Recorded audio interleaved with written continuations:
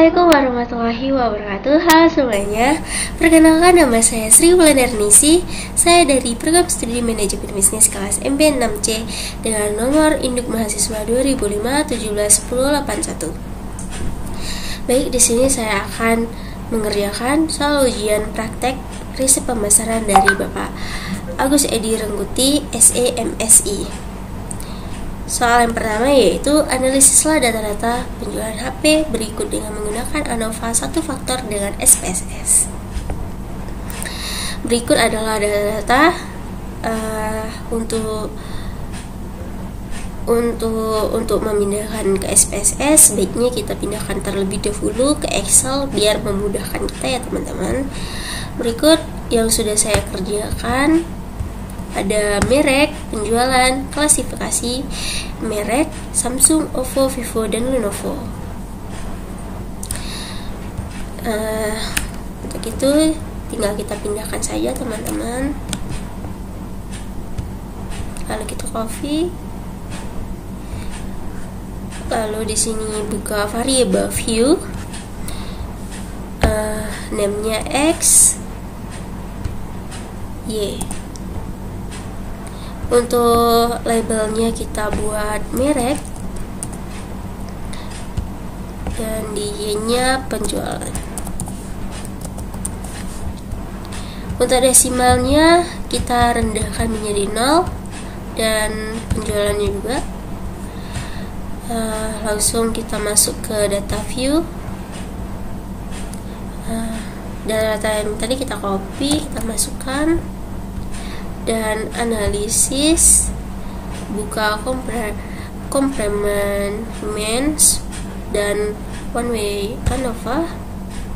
Lalu untuk mereknya kita taruh di faktor, penjualannya di independen, lalu pencet option, deskriptif dan homogeneous. Lalu continue.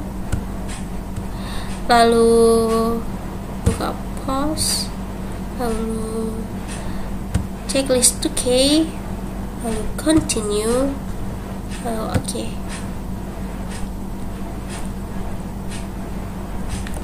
Berikut hasil dari SPSS dapat kita simpulkan, dapat kita lihat di tabel deskriptifnya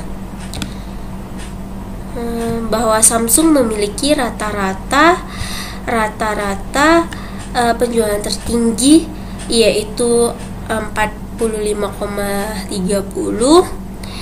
Untuk menguji apakah keempat sampel tersebut mempunyai rata-rata yang sama atau berbeda, maka kita lakukan uji ANOVA.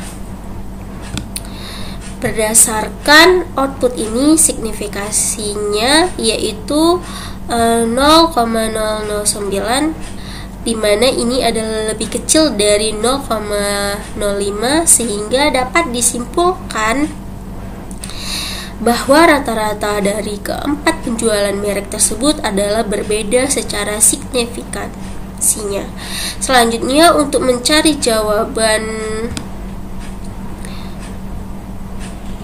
dari apakah merek tersebut mempengaruhi penjualan atau tidak, bisa kita lihat di tabel homogeneous.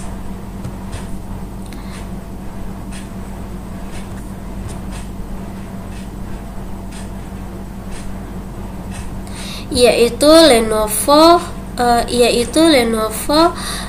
dan Samsung tidak mempunyai rata-rata yang sama. Untuk menguji apakah merek mempengaruhi penjualan, yaitu melihat dari kesamaan rata-rata penjualan keempat merek tersebut tidak mempunyai perbedaan yang signifikan. Dengan kata lain, penjualan keempat merek tersebut adalah sama.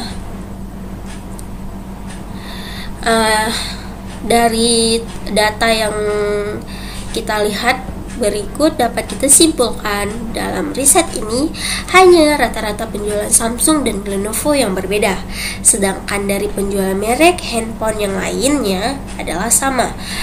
Dengan demikian merek hanya dapat berpengaruh secara signifikan terhadap perbedaan rata-rata penjualan handphone merek Samsung dan Lenovo.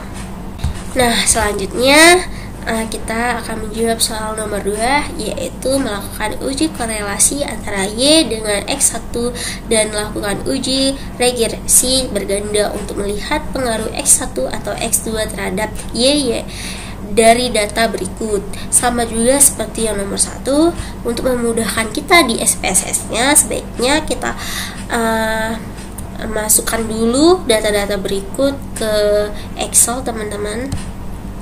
Berikut data-data yang sudah saya salin ke Excel, dan lalu kita copy saja ya teman-teman. Sudah kita copy, lalu buka SPSS-nya.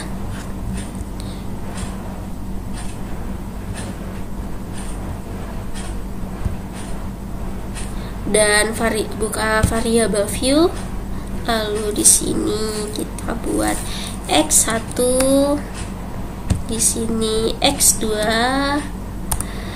dan di sini Y. Lalu untuk labelnya di sini kita buat motivasi atau X1, di sini minat atau X2, dan di sini prestasi atau Y.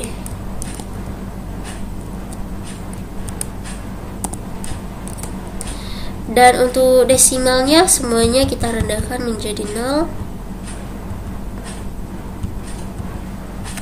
Lalu kita ke data view, kita masukkan data yang tadi sudah kita copy di Excel ya teman-teman. Dan lalu kita buka analis dan regression, lalu linear. Untuk prestasinya kita masukkan ke independen, dan untuk motivasi dan minat kita masukkan ke tadi prestasinya kita masukkan ke dependen, dan motivasi dan minat kita masukkan ke independen. Lalu oke. Nah, ini dia. Berikut adalah data-data dari regression. Hasil dari SPSS menunjukkan bahwa nilai signifikan dari koefisien yang mempengaruhi koefisien yang dapat kita lihat bahwa pengaruh motivasi atau X1 sebesar 0,347, yaitu lebih besar dari 0,05, berarti motivasi atau X1 itu lebih mempengaruhi terhadap prestasi, sedangkan minat atau X2 itu berpengaruh karena nilai signifikasinya yaitu 0,07 atau lebih dari 0,05. Berikut yang dapat saya jawab dari pertanyaan 1 dan 2 dengan metode ANOVA dan regression. Demikian tugas praktek saya, Sri Wulandari Ningsih. Saya ucapkan terima kasih.